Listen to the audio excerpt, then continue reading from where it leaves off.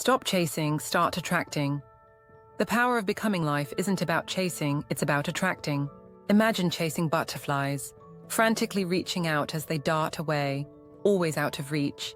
Now picture yourself creating a vibrant garden, lush and inviting.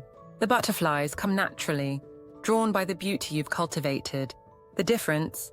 It's not about pursuing, it's about becoming. When you focus on building your inner garden, your skills, character, and self-worth, you naturally attract the opportunities, relationships, and experiences you desire.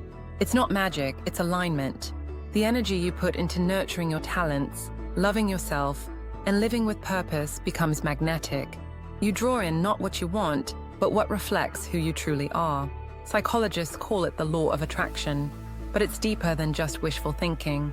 It's about embodying the traits and values you wish to see in your life. Confidence?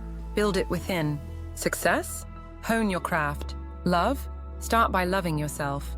When you focus on becoming your best self, the universe responds in kind, offering up what resonates with your authenticity. Chasing is exhausting. Attracting is empowering.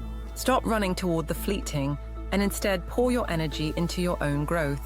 Cultivate patience, persistence, and purpose.